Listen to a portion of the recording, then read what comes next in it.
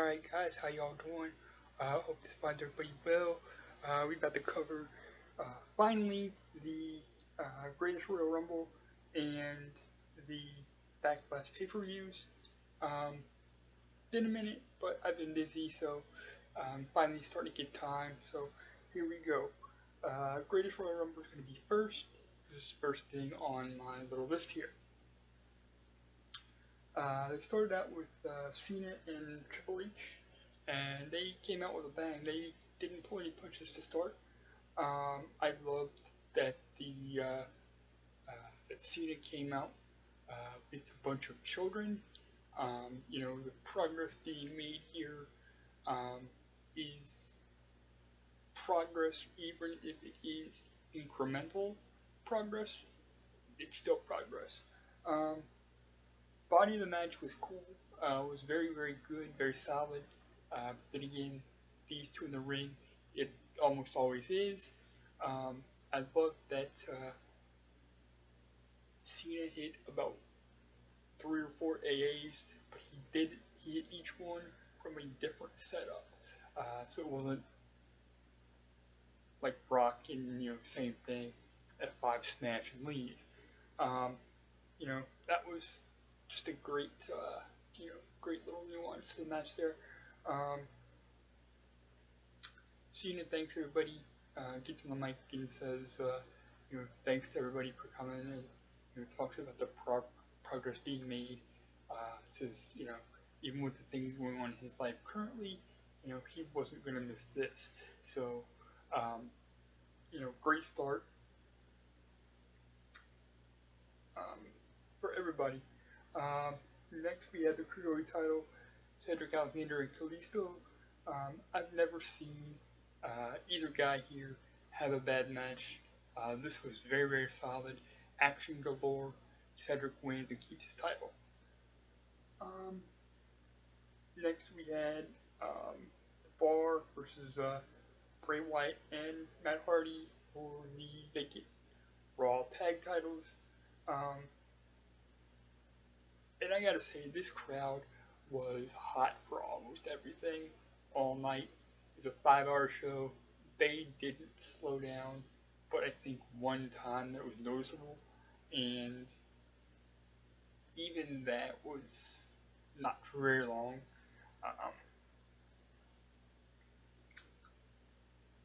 Another good one.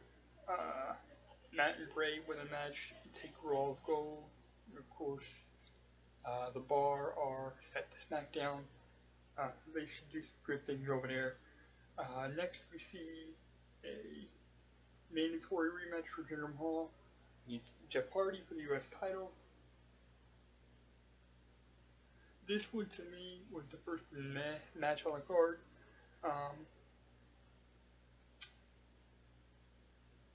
That doesn't really even say it was bad, because it wasn't.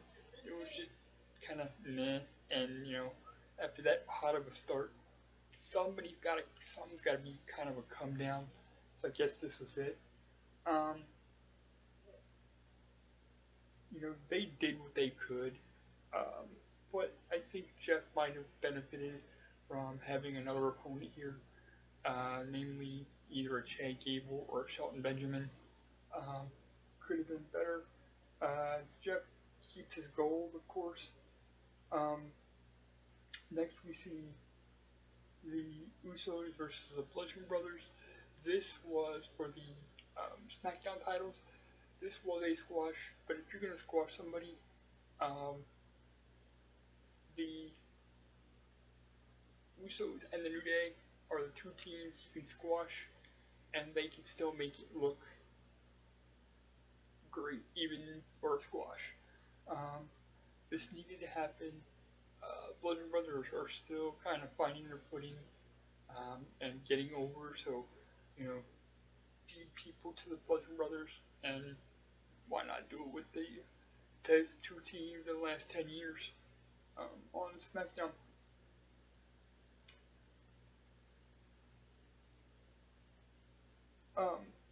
Next we had Balor, Joe, Miz, and Rollins for the EC title, or IC title, sorry. Amazing work by all four. and each guy had his own time in the match to get his shit in, as they say, and it was really well done. It was really put together well.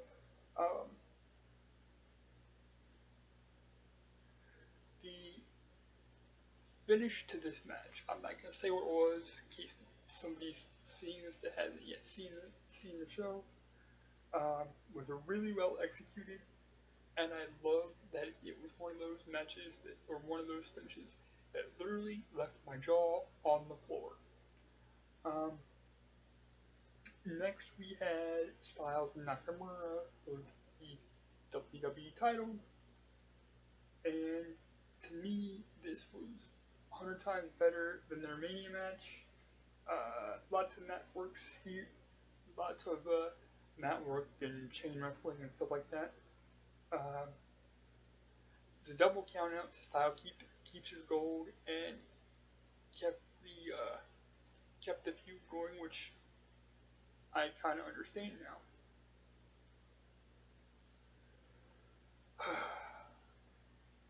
Lesnar versus Reigns. All I can say is Lesnar wins on some stupidity run amok.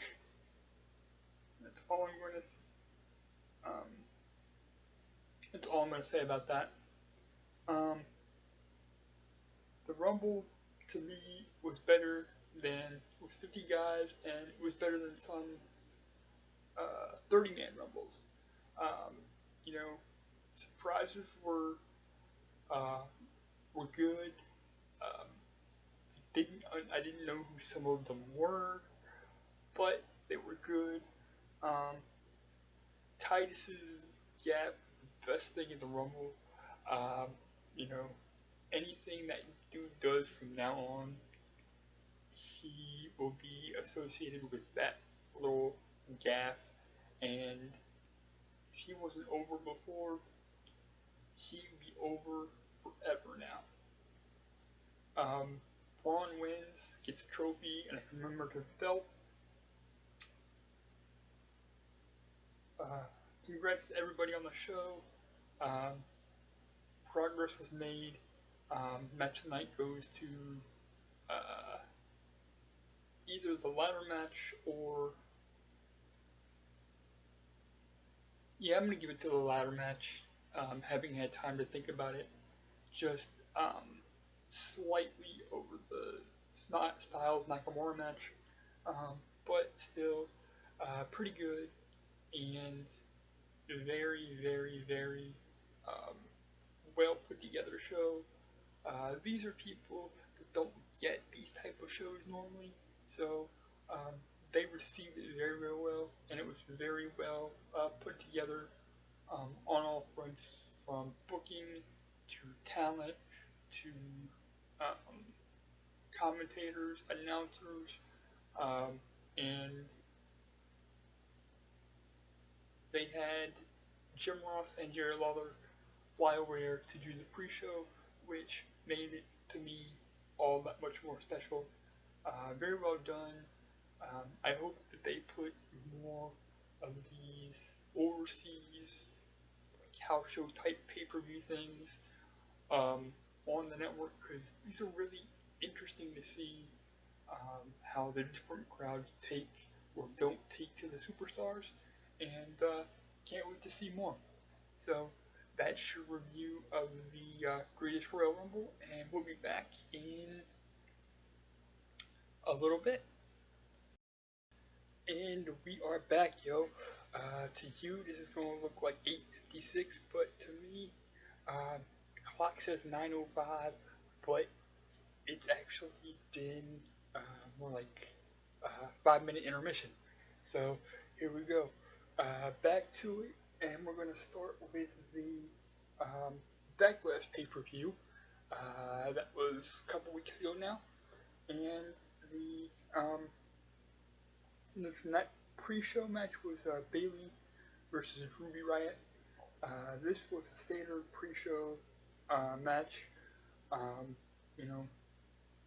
Both had their time to shine, but standard short pre-show match. because they only have an hour to kill. They only have an hour of time, and they usually give the matches 8 to 10 minutes, and that's usually what this was. That's easily what this was. Um, that being said, uh, Ruby may be the smoothest woman in the ring on either of the three rosters, and Ruby gets the nuke here. So awesome because I like Bailey, I like Ruby. Cool standard match, but still good to see them get some shine. Then you get into the actual Backlash pay-per-view. Started with Rollins and Miz for the Intercontinental title. Miz, and I've said this over and over and over throughout the years, and I feel like a broken record, and I'm going to sound like a year, but it bears repeating. Miz does not get the rightful due that he deserves, and that is shameful. These two have amazing in-ring chemistry, and I can watch them go all night. And Miz, to me, is one of the best finishers in any promotion, anywhere in the world. And I'm not just talking finishing move. I'm talking, how to put guys away. He's one of the best at putting guys away and putting a decisive end to matches I've seen anywhere in the world. And that's a big compliment because there's some great finishers. There's some great finishers in the entire wrestling business. So that's a great compliment.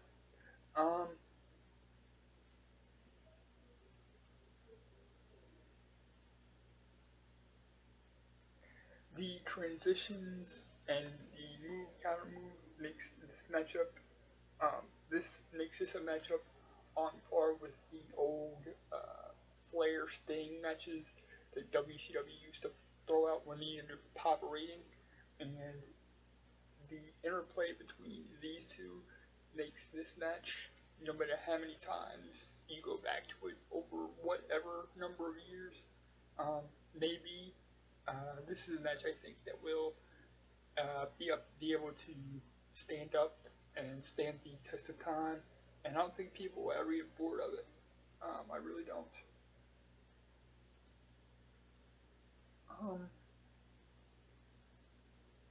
And this was absolutely phenomenal from both men. I'm going to go ahead and say this right now. This was a match of the night for the show. I usually say that for the end, but I'm going to say this. I'm going to say this now.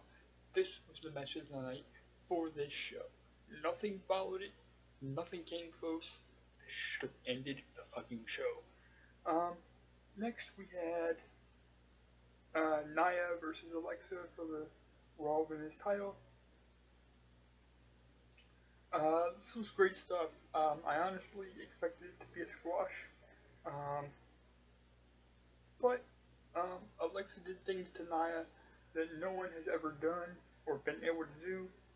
This was impressive from both. Nia keeps her gold. And this actually reminded me of the Sting Vader matches when Sting was able to do things to Vader back in the day that nobody had ever done to him or seen done to him. So good work from both ladies here. Next we had Randy Orton and Jeff Hardy for the U.S. title. To me, this was the first letdown on the show. Not saying it wasn't a good match because it was, but it felt more like a TV match to me than any type of pay-per-view match to me, and it kind of felt like both guys were phoning it in and just going A to B to C to D. Jeff wins clean.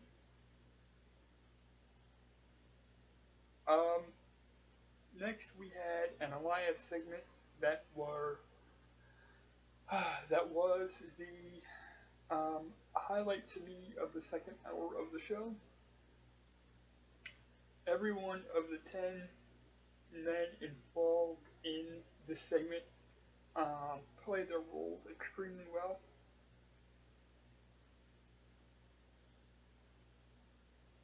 And if they want to make these 10 guys, that being Titus Worldwide, No Way Jose, New Day, I can't remember who else was in there. But if they want to make these, Elias, of course, was there. If they want to make these 10 guys a permanent time filler on any show, I'm good with that. Next, we had Daniel Bryan and Big Cass.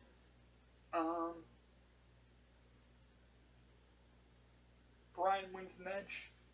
Corey Graves' commentary made the match and made just kind of a match passable and, more enjoyable for me. Cass did get a little bit of heat back at the end, but Bryan takes the win.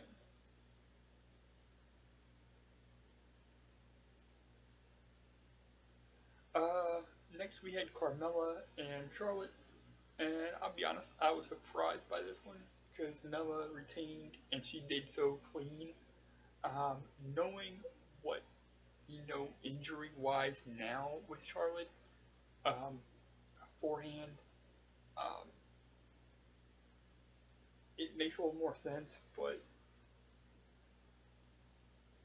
this match just made more clear to me that Carmella was given the push that she wasn't ready for, was given the call-up that she wasn't ready for, and I don't know if she can be saved from that, but she could use more work with, a Goldust, Rita, Sarah Amato. She needs work. Next, same finish as at the Greatest Royal Rumble. Styles Nakamura. Styles retains, double countout, double low blows, ho hum. This is starting to get a little bit to me, but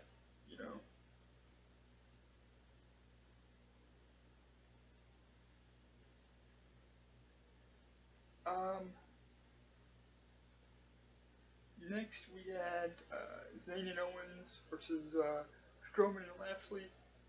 This one was predictable.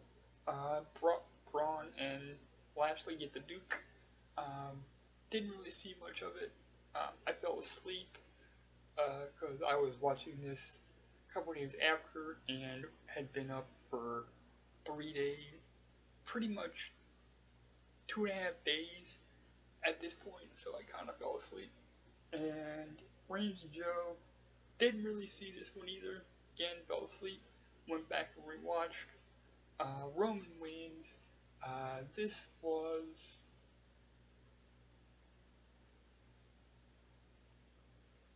oh my god, this was boy, I can't even tell. This was this shouldn't even have made the show. And that's not saying that it was on either guy, because the guy will have off nights execution-wise.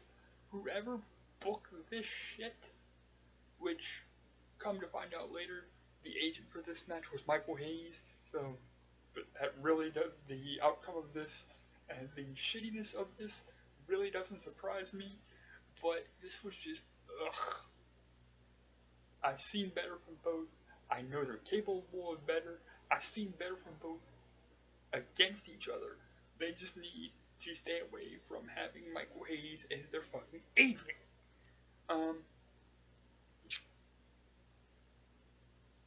This was an okay show. Final thought wise, it's an okay show. There was some great, there was some good, there was some bad, there was some great. Like I said, next of the night goes to Miz and Rollins after I close the show. Thank you very much. Drive home safely. Thanks for watching. Thanks for listening. Thanks for fostering. Without y'all, I couldn't do what I do. So thank you very much for sticking with me, um, especially when uh, time gets a little scarce and life gets a little hard, and these uh, videos are somewhat delayed. I appreciate it very much. I love y'all. Thank you so much. Peace.